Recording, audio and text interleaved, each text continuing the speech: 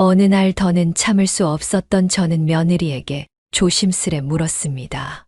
아가야, 혹시 내가 불편하게 하는 부분이 있다면 말해 줄 수 있을까? 도저히 못 견딜 것 같아 그런다. 제 목소리는 떨렸고 제 마음속 깊은 곳에서는 뭔가 무너져 내리는 느낌이 들었습니다. 며느리는 저를 보고도 눈을 마주치지 않은 채 귀찮다는 듯 한숨을 내쉬며 대답했습니다. 솔직히 말하면요. 누가 시어머니 모시고 살고 싶겠어요. 여기가 제 집인데도 편하지가 않아요. 어머니가 계시면 마음대로 아무것도 할 수 없어요. 일어나자마자 어머니가 거실에 그렇게 딱 계시면 숨이 막혀요. 어머니가 설거지하고 청소하고 집안일을 저 대신 할 때마다 저를 지적하는 것처럼 느껴진단 말이에요. 그 말을 듣고 저는 마치 칼날에 마음을 찔린 것 같았습니다. 내가 너에게 그런 짐을 지은 거니? 저는 떨리는 목소리로 다시 물었습니다. 며느리는 눈길도 주지 않으며 냉담하게 말했습니다.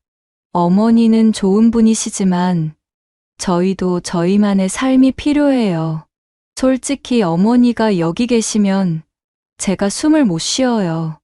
말이 나와서 말인데 어머니 나가주시면 안 될까요? 어머니가 집에 있는 게 저에겐 너무 큰 요소예요. 그 말을 듣는 순간 저는 아무 말도 할 수 없었습니다. 며느리의 말은 너무 차갑고 그동안 제가 쏟아온 모든 정성과 노력이 한순간에 사라지는 것처럼 느껴졌어요. 마치 제가 지금껏 살아온 인생을 부정당하는 느낌이 들었습니다. 결국 저는 집을 떠나기로 했습니다. 아들은 제가 집을 나서기 전에 저에게 300만 원을 건넸습니다. 어머니, 이걸로 당분간 생활하세요. 죄송해요. 저도 여유가 없어서 더 도와드리지 못해서 죄송해요. 아들은 제 눈을 마주치지 못하더군요. 제가 평생토록 믿어왔던 아들의 목소리에도 저를 귀찮아하는 느낌이 들어 저는 더욱 마음이 아팠습니다. 저는 그 돈을 받아들고 아무 말 없이 집을 떠났습니다. 문이 닫히는 소리는 마치 제 인생이 끝나는 소리처럼 들리더군요. 그 소리가 그렇게 날카로울 수 없었어요. 눈물이 정말 멈출 줄을 모르고 흘렀습니다. 이게 어떻게 된 일일까요? 며느리와 아들이 어머니를 집에서 쫓아내는 상황인 것 같은데요. 오늘은 자신을 짐덩어리로만 생각해 집에서 쫓아낸 아들과 며느리에게 기가 막힌 복수를 하셨다는 이민자님의 사연입니다. 어떤 내용의 이야기일지 바로 들어보도록 하겠습니다. 안녕하세요, 여러분. 저는 서울에 살고 있는 이민자라고 합니다. 올해로 72이 되었어요. 오늘 여러분께 들려드릴 저의 이야기는 아마 믿기 힘드실지도 몰라요. 저에게 기적 같은 일이 일어났었거든요. 하지만 그렇게 유쾌하고 밝은 이야기만은 아닙니다. 지금도 어떻게 살아가야 할지 고민을 하고 있어요. 제 인생을 돌이켜보았을 때, 그리고 지금 마냥 행복한 것만은 아닌 것 같아서요. 마음속에 항상 응어리 같은 것이 있는 느낌이에요. 부디 제 이야기를 끝까지 들어주시고 어떻게 하면 제가 인생을 더 현명하게 살 수 있을지 여러분의 현명한 관점들을 말씀해 주시면 감사하겠습니다. 그럼 이야기 시작하겠습니다. 3년 전 남편을 잃은 후 제 삶은 완전히 달라졌습니다. 남편과 저는 함께 청소업체를 운영하며 그야말로 묵묵히 살아왔습니다. 우리의 작은 사업은 온전히 두 사람의 힘으로 이루어졌고 우리는 서로를 의지하며 살아왔습니다. 하지만 갑작스레 남편이 떠난 후엔 모든 것이 무너진 것처럼 느껴졌습니다.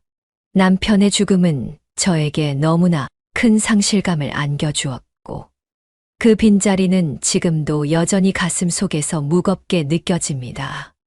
남편은 제 인생의 전부였고 함께한 시간들이 너무나 소중했기에 남편이 떠난 뒤로는 세상 모든 소리가 멈춘 듯한 고요함이 느껴질 정도였어요. 매일이 그리움으로 가득 차 있었습니다. 남편이 세상을 떠난 후 저는 아들과 함께 지내기로 했습니다.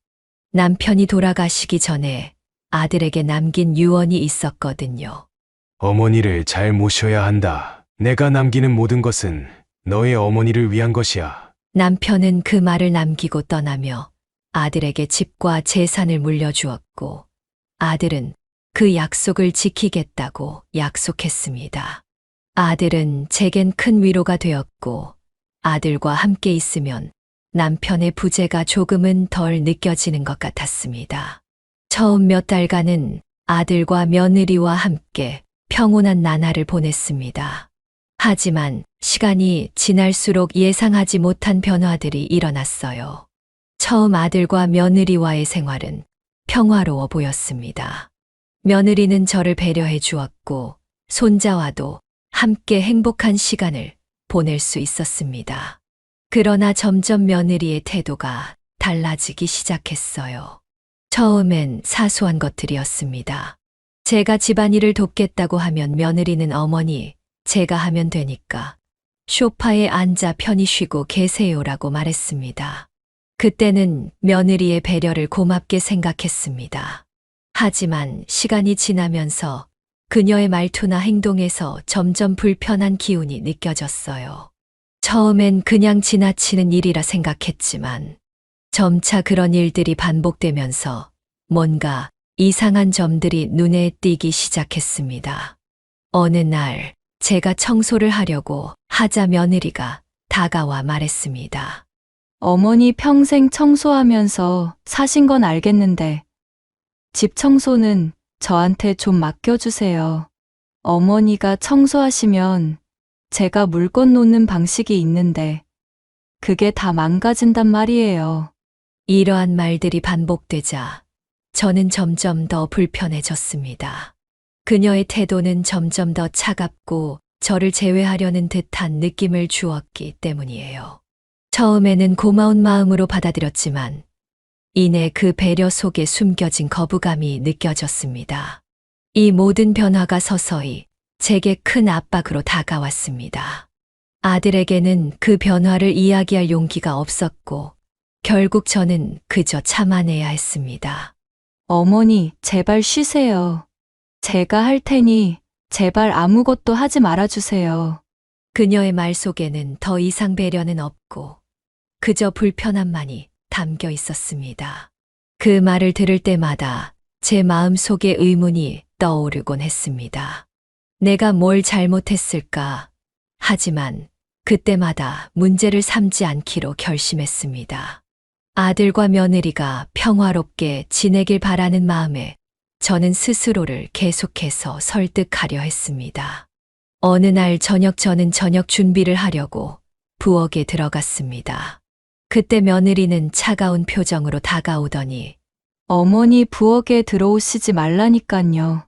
어머니는 애기랑 놀고 계세요. 그 순간 저는 그 말 속에서 분명한 거부감을 느낄 수 있었고 가슴 속에서 뭔가가 덜컥 내려앉는 느낌이 들었습니다. 왜 저렇게 말을 할까? 무슨 의도가 있는 걸까? 그런 생각이 머릿속에 스쳤지만 저는 그저 내가 오해한 것일 거야라고 스스로 다독이며 방으로 돌아왔습니다. 하지만 방에 돌아와도 마음은 여전히 편하지 않았습니다. 머릿속에서 며느리의 말이 계속 맴돌았죠. 왜 저렇게 차갑게 말했을까? 내가 뭘 잘못한 걸까? 이런 생각들이 꼬리를 물며 이어졌고 결국 그날 밤 저는 제대로 잠을 이룰 수 없었습니다. 그 일 이후에도 비슷한 상황은 계속 반복되었습니다. 제가 빨래를 개려고 하면 어머니, 그러지 마세요. 제가 빨래 갤게요. 화분에 물이라도 주려 하면 어머니, 그냥 쉬세요. 화분에 물 주는 날 아니에요. 그리고 물도 정확히 정해진 양만 줘야 된다고요. 라고 하더군요. 처음에는 그저 나를 배려해 주는 것이라고 생각했지만 시간이 지날수록 며느리는 점점 제가 집안일에 끼어드는 것을 원치 않는 듯 했습니다. 그날도 손자와 놀고 있던 적의 며느리는 다가와 말했습니다. 어머니, 이제 제가 놀아줄게요. 어머니는 나가서 텔레비전이나 보세요. 그 말 속에서 저는 더 이상 제 자리가 없는 것 같은 느낌을 받았습니다.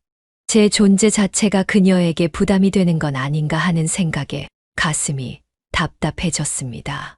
냉기처럼 차가운 공기가 내 주변을 감싸는 것 같았고, 혼자 있는 방 안에서는 그저 깊은 한숨만 내쉴 수밖에 없었습니다. 그 후에도 며느리의 태도는 점점 더 냉랭해졌습니다. 차갑다 못해 얼음장 같았죠. 식사 시간에는 저와 눈을 마주치지 않으려 했고, 대화는 더욱더 안 하려고 했어요. 저는 마치 그 집에 없는 사람처럼 느껴졌습니다. 철저하게 며느리가 의도한 대로 된 것이었죠. 며느리는 점차적으로 저를 더 외롭고 고립된 존재로 만들어갔습니다. 작은 질문을 던져도 귀찮다는 듯 짧은 답변만 돌아오거나 아예 무시당하는 일이 점점 더 많아졌어요. 어느 날 더는 참을 수 없었던 저는 며느리에게 조심스레 물었습니다.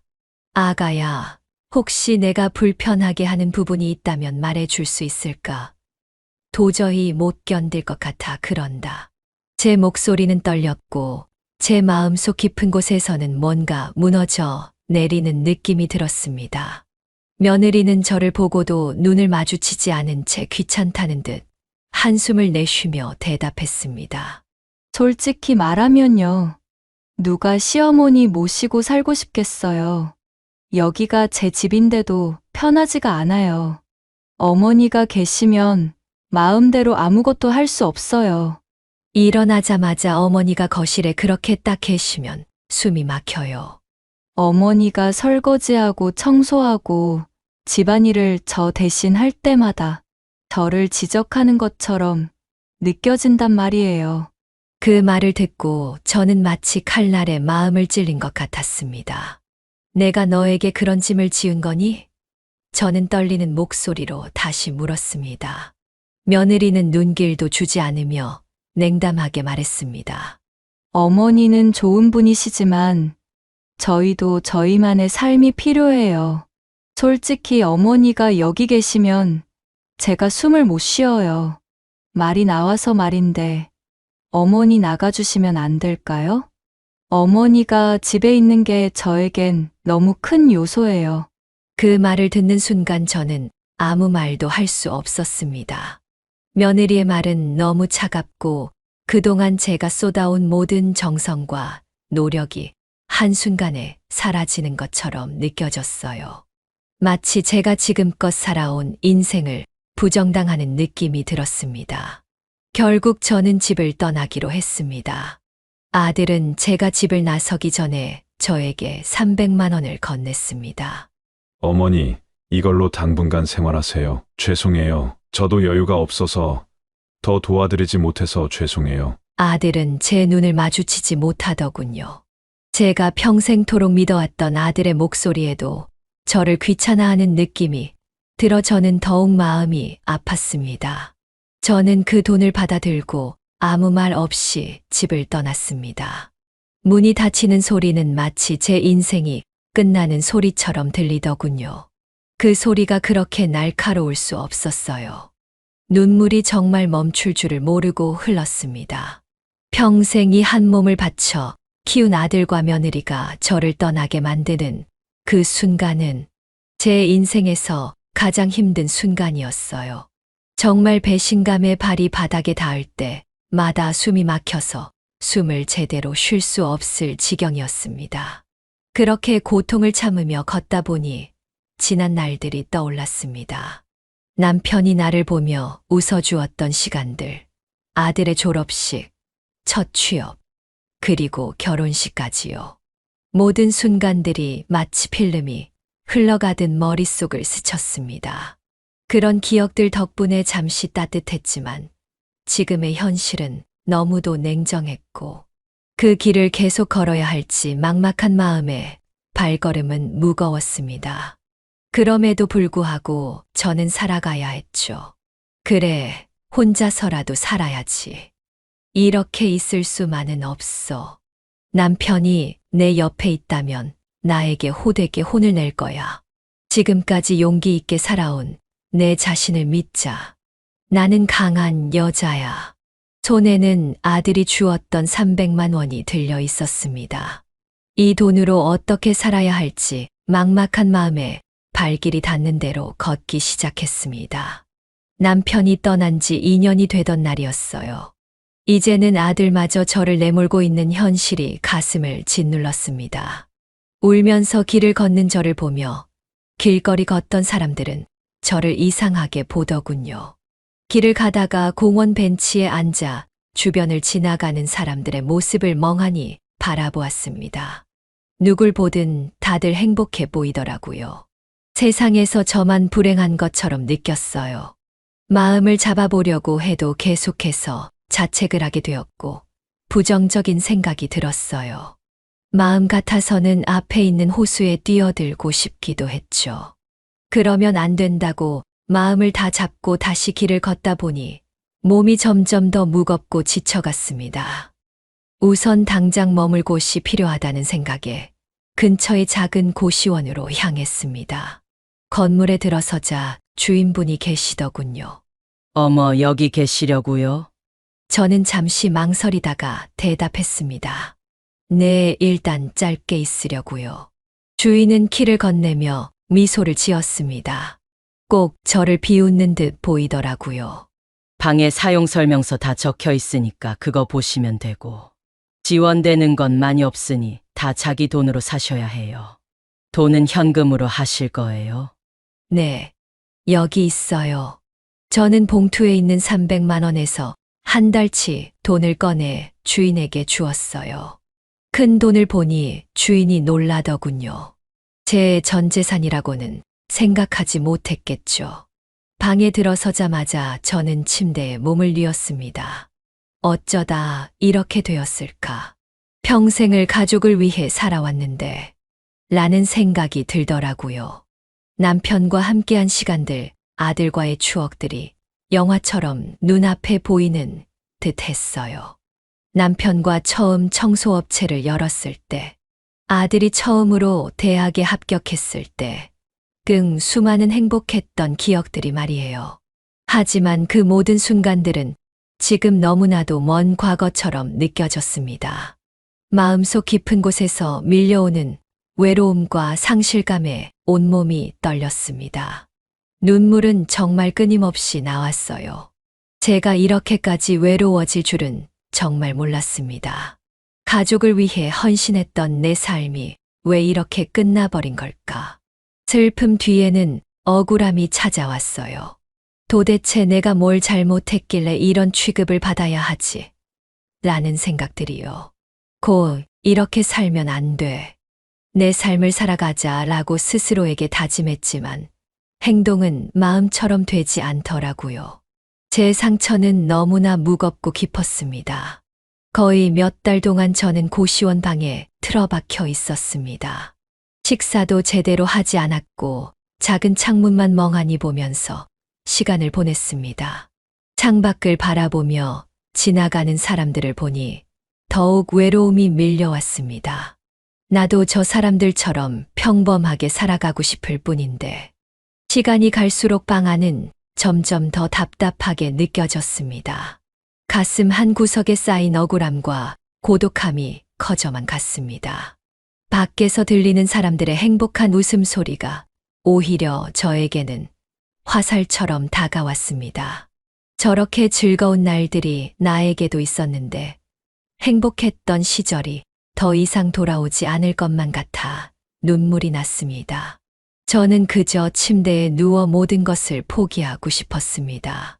그러다 문득 남은 돈이 얼마 남았는지 궁금하더라고요. 고시원 비용은 생각보다 비쌌고 제 남아있는 돈은 빠르게 줄어들었습니다. 남은 돈을 세어보니 정말 얼마 남지 않았더라고요.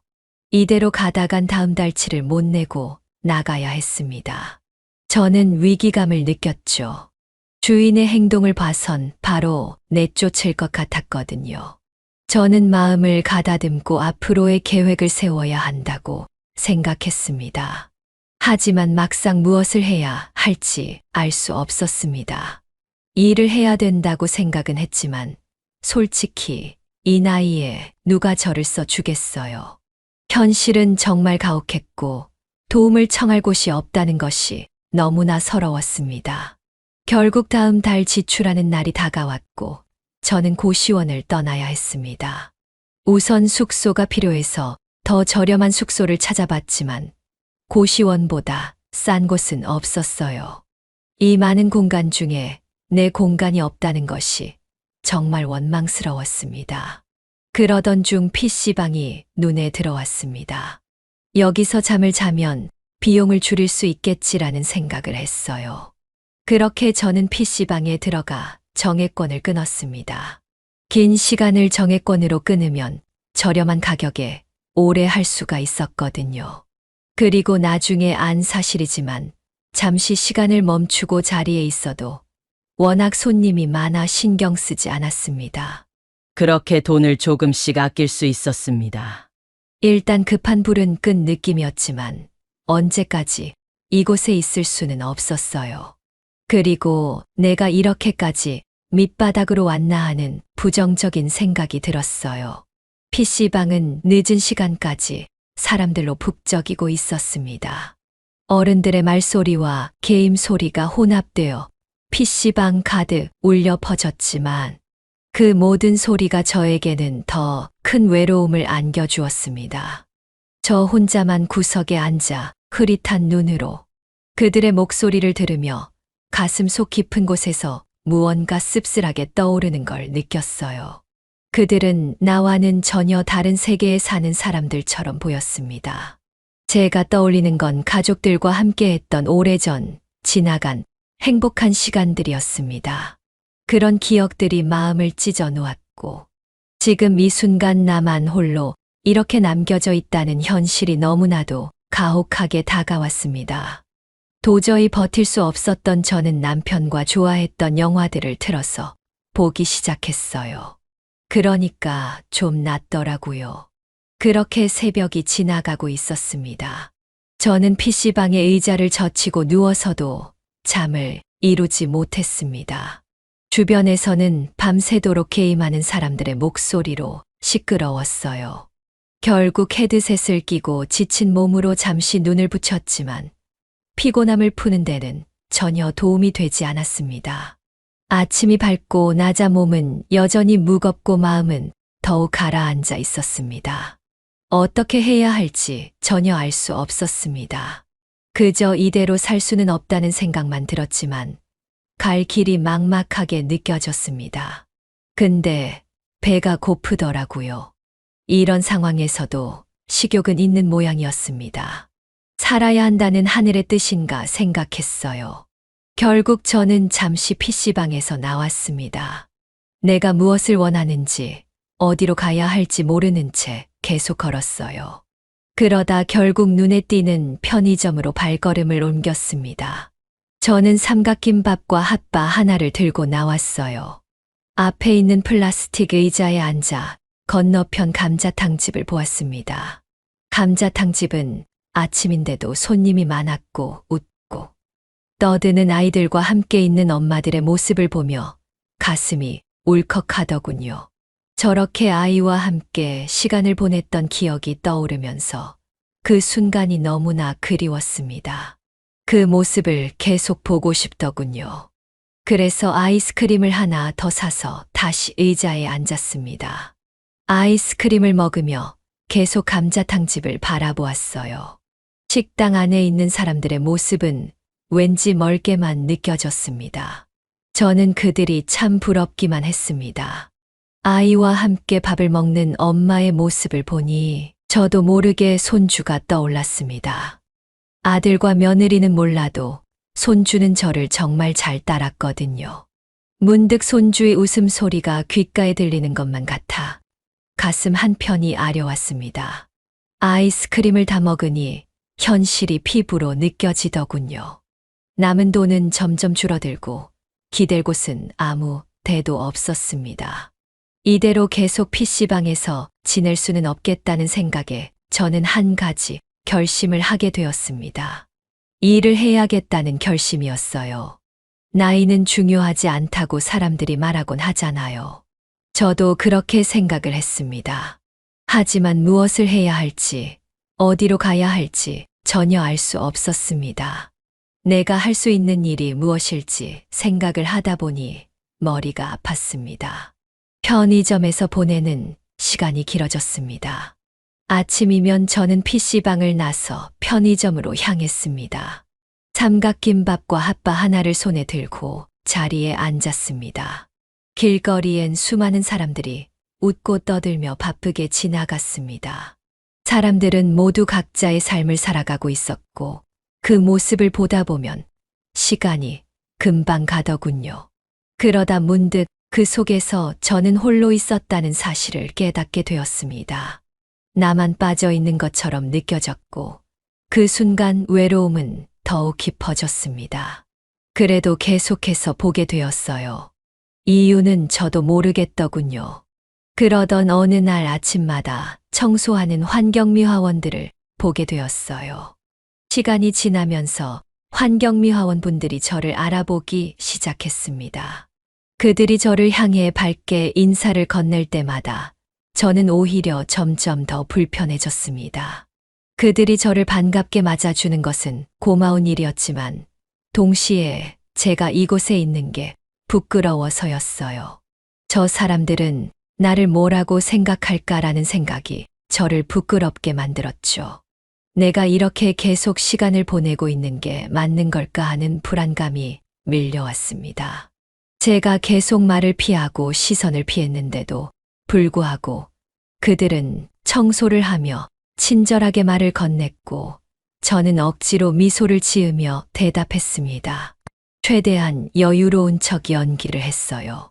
하지만 현실은 처참했습니다. 남은 돈은 얼마 되지 않았고 이미 기댈 곳도 없는 상황이었죠. 매일 PC방과 편의점을 왕복하는 것도 지쳐갔습니다. 이대로 가면 결국 길바닥에 나앉게 될지도 몰라라는 걱정이 떠올랐습니다. 그러나 무엇을 해야 할지 막막했습니다. 나이가 들어서 할 수 있는 일이 있을까 싶었고 어느 곳에서도 나 같은 사람을 받아줄 리 없다는 생각이 들었습니다. 그럼에도 불구하고 이렇게 계속 있을 수는 없다는 생각에 무언가 해야 한다는 마음이 들었습니다. 작은 일이라도 해야 한다는 절박한 마음이 있었습니다. 어느 날 편의점에서 삼각김밥을 먹으며 생각에 잠겨 있었습니다. 무언가 해야 해.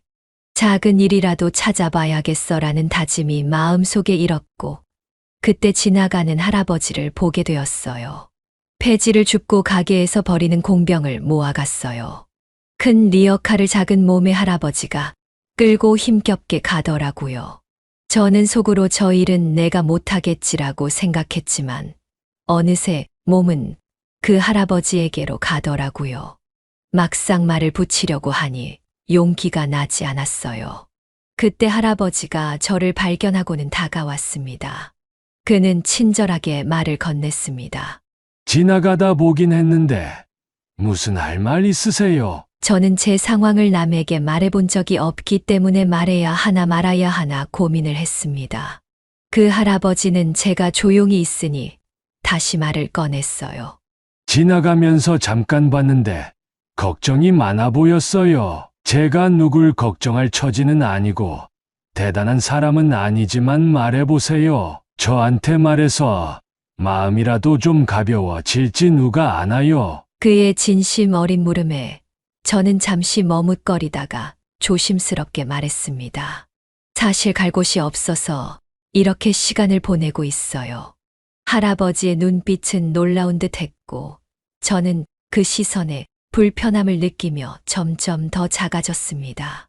후회가 밀려왔지만 뱉은 말이 있으니 다시 말을 이어갔습니다. 만약 괜찮으시면 저도 어르신 같은 일을 해볼 수 있을까요? 그는 잠시 생각하다가 진지하게 말을 이어갔습니다. 만약 원하신다면 제가 도와드릴 수 있을 거예요. 익숙해지는데 시간이 좀 걸리겠지만 하실 수 있을 겁니다. 저 같은 사람도 하니깐요. 하지만 금방 그만둘 생각이면 하지 마세요. 할아버지의 말에 마음이 흔들렸습니다. 과연 내가 할 수 있을까?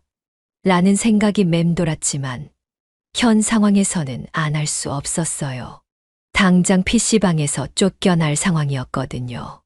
그래서 저는 죽기 아니면 까무러치기지 라고 생각하며 도전해보자고 했습니다.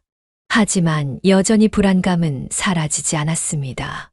내가 나이가 많고 몸도 예전 같지 않은데 정말 할 수 있을까라는 의구심이 떠나지 않았습니다. 그래서 할아버지에게 물었어요.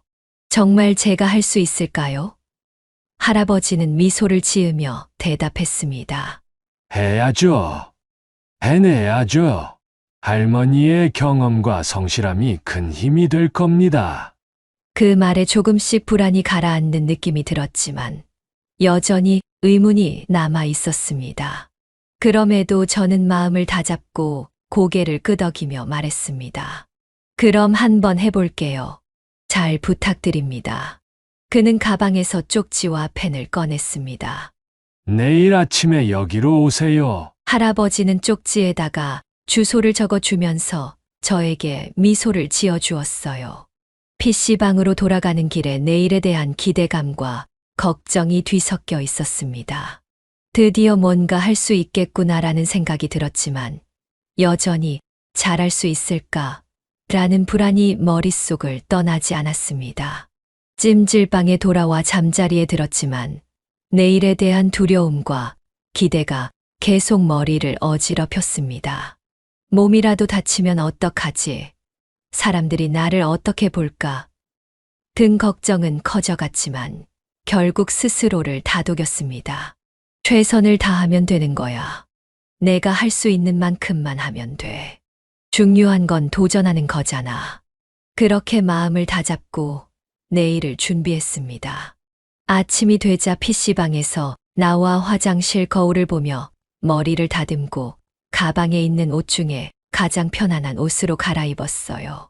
할아버지가 알려준 곳으로 향하는 길은 햇살이 따스하게 내리쬐었고 좋은 날이 될 것 같았습니다. 그렇게 저는 새로운 시작을 향해 한 걸음 내디뎠습니다.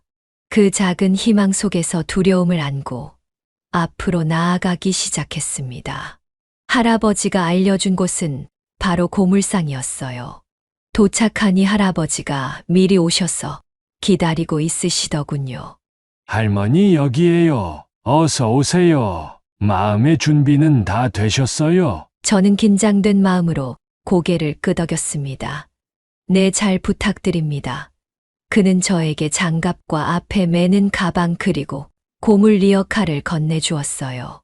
그리고는 리어카를 끄는 방법과 힘을 최대한 쓰지 않고 리어카를 미는 자세를 알려주었습니다. 어딘가 어색하면서도 새로운 기분이 들었습니다. 물론 힘은 들었지만요. 하지만 속으로는 내가 잘 해낼 수 있을까라는 불안이 여전히 가슴 한구석에 남아 있었습니다. 생각보다 배울 것이 많았어요. 돈이 되는 것과 안 되는 것을 분리해야 했고, 폐지를 어떻게 쌓아야 하는지도 알아야 했어요. 그리고 고철, 병, 캔, 폐지 등이 얼마나 하는지도 알아야 했습니다. 그리고 나서는 그 할아버지를 따라다니며 일을 배웠어요. 할아버지는 정말 능숙하시더라고요. 얼마나 오래 하셨는지 그 할아버지가 오면 가게 사람들이 가지고 있던 폐지나 공병 등을 몽땅 주시는 게 아니겠어요. 하루 종일 그 할아버지를 따라다니며 어떻게 일하는지를 배웠고 그렇게 일주일이 지났습니다. 할아버지는 자기가 번 돈을 정확히 반으로 나누어 저에게 주셨어요. 저는 받지 않겠다고 했지만 할아버지는 억지로 저의 주머니에 돈을 넣어 주셨습니다. 얼마 안 되는데 이렇게 나눠주셔도 되는 거예요?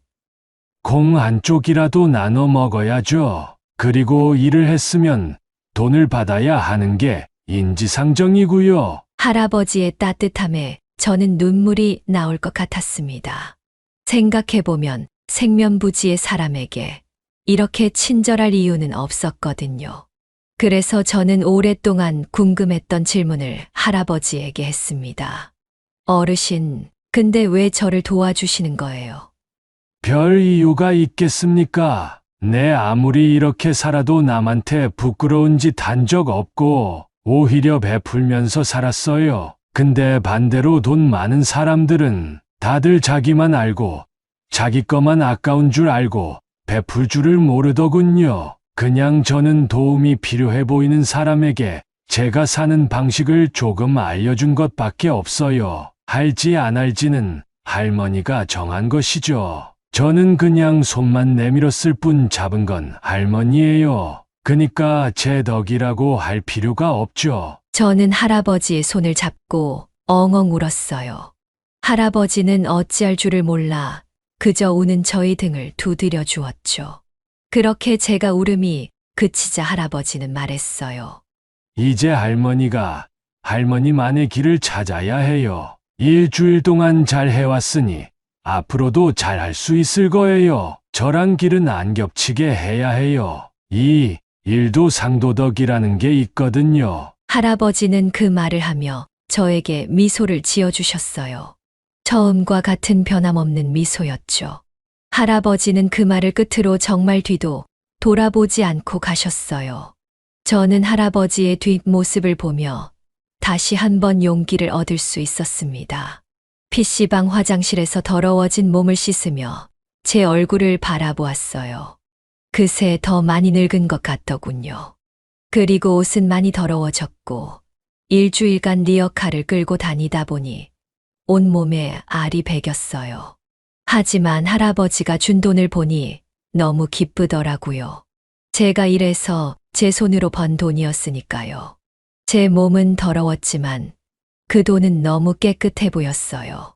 물론 폐지 줍는 일이 많은 돈을 벌 수는 없었지만 그래도 나 혼자 먹고 살기에는 나쁘지 않았습니다. 저는 그 이후로 할아버지 말대로 저만의 길을 찾아다니기 시작했어요. 빌라촌을 다니며 다른 폐지 줍는 분들을 만나기도 하고 배우기도 했습니다. 그리고 가게를 찾아다니면서 안면을 텄어요. 그렇게 한 달이 지나니 저를 많이 알아봐주고 제가 올 때까지 폐지나 공병을 모아두었다가 주었습니다. 정말 고마운 사람들이 많았어요. 그렇게 한 달 동안 음식값과 PC방 값, 그리고 가끔 목욕할 때 갔던 목욕비를 빼니 딱 5,000원이 남더라고요. 그래도 너무 기뻤어요. 한 달 동안 고통 속에서 번 돈이기에 더 소중하게 느껴졌습니다. 아직 내가 할 수 있구나라는 자신감도 얻게 되었어요. 일은 하면 할수록 익숙해졌고요. 고물상 사장님도 제 사정을 딱하게 여기셨는지 다른 분들보다 더 값을 쳐주었어요. 그렇기에 익숙해지면 더 많이 벌 수 있겠다는 생각까지 이르렀어요.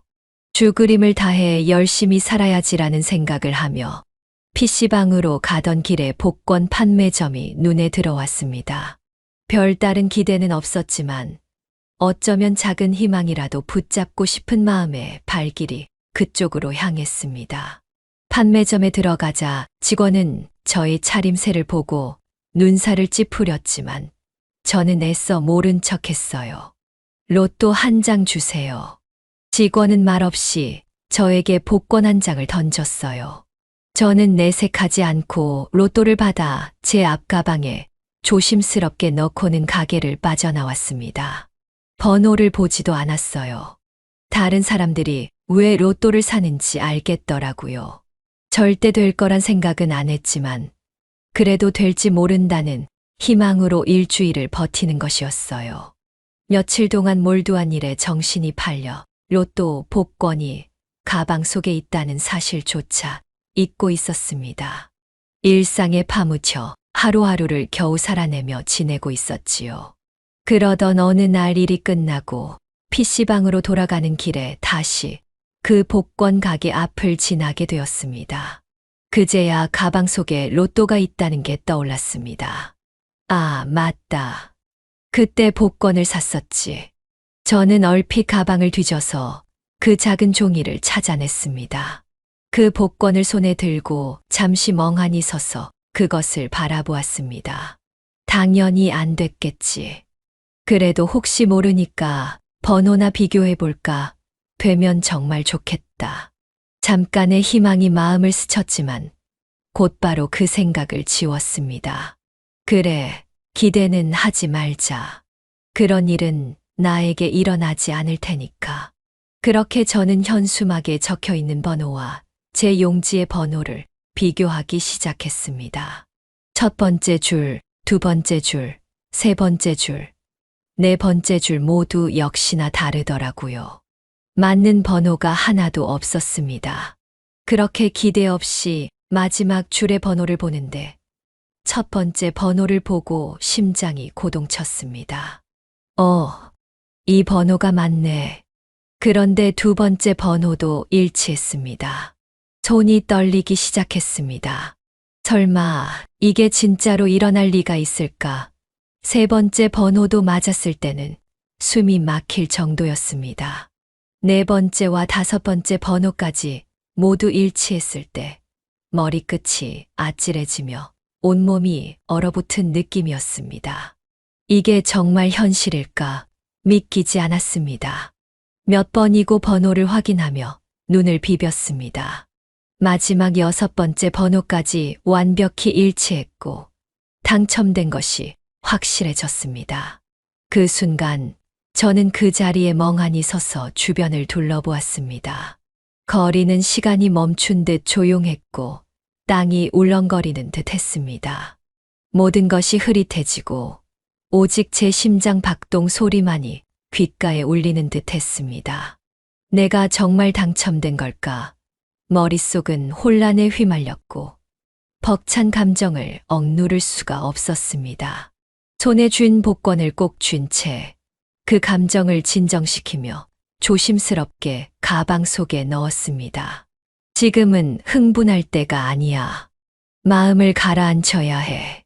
가슴은 여전히 빠르게 뛰었지만 최대한 침착하려 애썼습니다. PC방으로 향하는 길 머릿속엔 이걸 어떻게 처리해야 할지에 대한 생각으로 가득 찼습니다. 이 돈으로 무엇을 할 수 있을까? 그동안의 고생을 보상할 수 있을까? 어떻게 하면 이 기회를 가장 잘 활용할 수 있을지 끊임없이 생각이 이어졌습니다.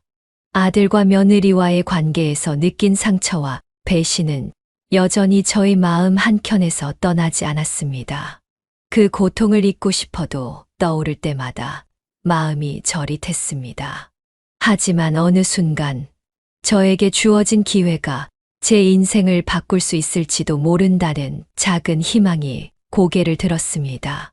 그날 밤 PC방에 돌아왔지만 잠은 오지 않았습니다. 천장을 바라보며 저는 저의 지난 세월을 되새겼습니다. 아들과 며느리에게서 받은 서러움과 상처가 무겁게 내려앉아 있었고 저는 그때마다 혼자였음을 되새겼습니다. 그렇게 힘겹게 키운 아들이 저를 떠나보내다니 그 충격은 여전히 저의 가슴을 무겁게 짓누르고 있었습니다. 그러나 이젠 달라질 것이었죠. 이제 제가 제 인생을 다시 주도해야 한다는 결심이 제 안에서 자라났습니다. 이 기회는 단순한 돈이 아니라 제 삶을 다시 시작할 수 있는 열쇠처럼 느껴졌습니다. 내일은 다르게 살아야 한다는 마음으로 저는 다시는 누구에게도 제 삶을 맡기지 않겠다고 다짐했습니다. 이제 제가 주인이 되어야 한다고. 아침이 밝자마자 저는 은행으로 향했습니다. 그곳에서 저는 당첨금을 수령하며 제 삶의 새로운 인생을 열 준비를 했습니다. 은행 직원은 저를 보고 놀라움을 감추지 못했지만 친절하게 절차를 안내해 주었습니다. 당첨금은 40억이 넘었어요. 실수령액은 27억 정도가 되었습니다. 당첨금을 손에 쥐고 나자 저는 비로소 희생자에서 벗어나 제 인생을 이끌어가는 주인공이 되어야겠다고 다짐했습니다. 이 돈은 제가 다시 일어설 수 있는 기회를 주는 것이며 제 삶의 새로운 시작을 가능하게 해주는 열쇠였습니다. 은행을 나서며 저는 거리를 걷다가 제가 할 일들을 구체적으로 떠올렸습니다. 아들과 며느리가 살고 있는 그 빌라에서 저는 온갖 아픔을 겪었고 그 경험은 여전히 제 가슴 속에 깊이 새겨져 있었습니다. 이번에는 제가 그들의 삶을 바꿀 차례라고 생각했습니다.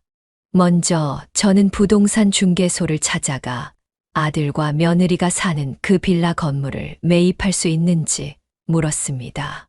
중개인은 제가 제시한 금액에 놀랐지만 신속하게 거래를 진행해 주었습니다.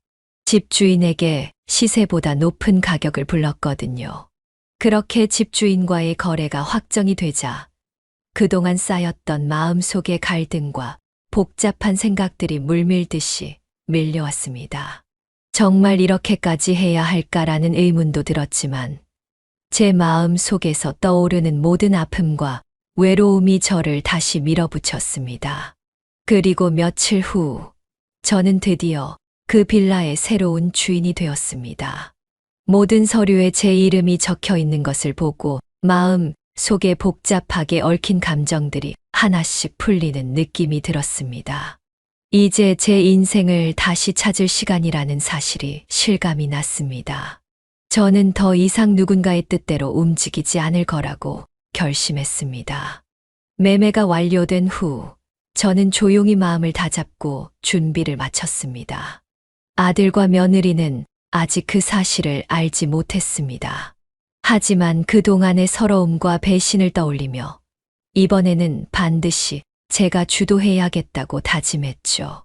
그렇게 날이 밝았고 저는 아들과 며느리가 사는 빌라를 찾아가 경비 아저씨에게 인사를 건넸습니다. 안녕하세요. 저는 이 빌라 새로 구입한 사람이에요. 잘 부탁드려요. 경비 아저씨는 놀란 표정으로 저를 쳐다보며 아, 어르신이시군요. 앞으로 잘 부탁드립니다라고 말했습니다. 그의 표정에 스치는 놀람을 보며 저는 내심 미소를 지었습니다. 이제 모든 것이 저희 손에 달려 있다는 사실이 뚜렷하게 느껴졌습니다. 아들과 며느리가 사는 그 집 문 앞에 서자 여러 가지 감정이 밀려왔습니다. 정말 오랜만이었어요. 하지만 저는 마음을 다잡고 초인종을 눌렀습니다. 문이 열리자 며느리는 저를 보고 눈이 휘둥그레지며 당황한 목소리로 물었습니다. 어머님 여긴 왜 무슨 일이세요?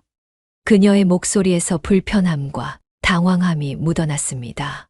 저는 부드럽게 웃으며 대답했습니다. 오랜만이구나 할 말이 있어서 왔어. 집에 들어서자 아들은 거실에서 일어나 저를 맞이하며 물었습니다. 아니 어머니가 연락도 없이 여긴 어쩐 일이에요? 그의 표정에는 혼란과 두려움이 섞여 있었습니다. 저는 천천히 앉으며 그들을 바라보며 말했습니다. 너희에게 중요한 소식이 있어서 왔어. 그리고 가방에서 서류를 꺼내 테이블 위에 놓았습니다. 이건 뭐예요? 며느리가 서류를 집어들고 읽기 시작했습니다. 그녀의 얼굴이 점차 하얗게 질려갔고 입술이 떨리기 시작했습니다. 아들도 서류를 보고 충격에 빠진 듯 입을 다물지 못한 채 눈을 크게 뜨고 말했습니다. 어머니, 이게 어떻게 된 거예요? 저는 차분한 목소리로 대답했습니다. 이 빌라의 새로운 주인은 바로 나야. 이제 내가 너희 집주인이 되는 거지. 그들은 믿을 수 없다는 표정으로 저를 바라보았고 며느리는 얼굴을 일그러뜨리며 말을 더듬기 시작했습니다. 어머님 그게 무슨 말씀이세요? 그럴 리가 없잖아요. 아들도 서류를 확인하며 충격을 받은 듯 눈을 크게 떴습니다. 엄마 이게 어떻게 된 일이에요? 갑자기 이런 일이. 저는 그들의 반응을 차분하게 지켜보며 앉아 있었습니다. 그들의 얼굴에는 절망과 후회가 가득했으며 저는 그 모습을 냉정하게 받아들였습니다. 너희 전세 계약이 이제 4개월 남았더구나. 라고 말하며 저는 서류를 테이블에 놓았습니다. 며느리는 놀라 눈이 크게 뜨며 눈물을 글썽였습니다. 그녀는 당황하며 절박한 표정으로 저를 바라보았습니다.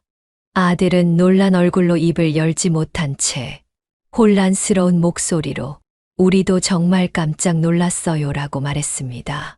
저는 그들의 반응을 차분히 지켜보며 조용히 말을 이었습니다. 이제 내가 너희를 내쫓을 차례야. 그들의 표정은 마치 무너져 내리는 듯 보였고 그 모습은 제게 아무런 감정을 일으키지 않았습니다. 그저 이제는 내 차례라고 생각하며 차갑게 결단을 내렸습니다. 그들의 놀람과 당황을 느끼며 저는 말을 끝냈습니다. 이제 나는 너희들에게 매달리지 않고 내가 원하는 삶을 살아갈 거야. 그렇게 결심을 굳힌 뒤 저는 집을 떠났습니다. 그들의 표정은 이제 저에게 낯설고 무의미하게만 느껴졌습니다. 제게 남은 건 단지 다음 단계로 나아갈 준비뿐이었습니다. 그동안 아들과 며느리에게 당한 배신과 상처를 떠올리면 속이 후련하기도 했지만 동시에 자식으로서 그들을 키워왔던 시간이 떠오르며 마음이 복잡해졌습니다. 한 달이 지나면서 그들은 계속해서 저에게 연락을 시도했습니다. 매일같이 어머니, 제발 한 번만 용서해 주세요. 어머니, 우리가 정말 잘못했어요. 다시는 그런 일이 없을 거예요. 라며 애원하는 메시지를 보냈고 아침이면 어머니 잘 주무셨나요? 오늘 하루도 건강하시길 바래요. 라는 문자가 왔습니다.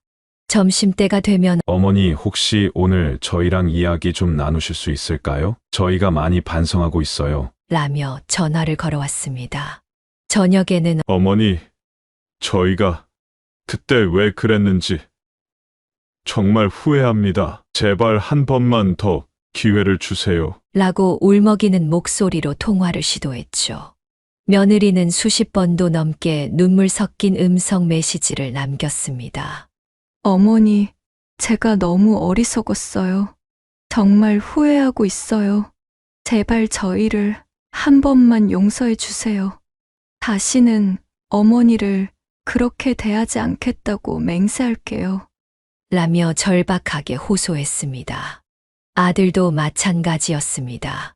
어머니, 내가 정말 잘못했어요. 그때는 내가 너무 부족했고 아내의 말만 듣고 엄마에게 큰 상처를 줬어요. 다시는 그런 일이 없을 거예요. 제발 한 번만 기회를 주세요. 라며 진심 어린 사과를 했습니다. 그들의 끊임없는 사정은 반복되었고 처음에는 그들의 모습을 보고 마음이 약간 흔들리기도 했지만 그들과의 신뢰는 이미 완전히 깨져 있었습니다. 부모를 배신한 자식이 다시는 그런 일을 반복하지 않을 것이라는 보장이 없다고 느꼈기 때문입니다. 그들이 다시 한번 이익을 추구하려 할지도 모른다는 의심도 들었고 결국 저는 그들의 연락을 일체 무시하기로 결심했습니다. 그 후로는 그들과 연락을 끊고 그들은 결국 집을 떠났습니다. 그들이 떠난 후 빌라는 다시 조용해졌고 저는 새로운 세입자들을 맞이하며 건물주로서 새로운 삶을 시작했습니다. 그리고 저에게 일을 가르쳐 주었던 할아버지를 만나 지금까지의 사정을 말하고 집을 하나 무료로 사용할 수 있게 해드렸어요. 할아버지는 너무 크다며 당연하게도 거절하셨지만 안 들어오시면 평생 빈 방으로 둘 거라고 으름장을 놓으니 살겠다고 하시더라고요. 저는 운동 겸 폐지 줍는 일을 하면서 소소한 행복을 누렸습니다.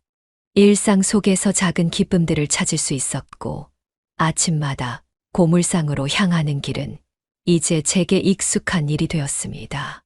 그들이 떠난 후 처음에는 공허함을 느꼈지만 곧 혼자서도 충분히 잘 살아갈 수 있다는 자신감이 생겼습니다. 이제 매일 아침 햇살을 받으며 스스로를 위해 살아가는 기쁨을 마음속 깊이 느끼게 되었습니다.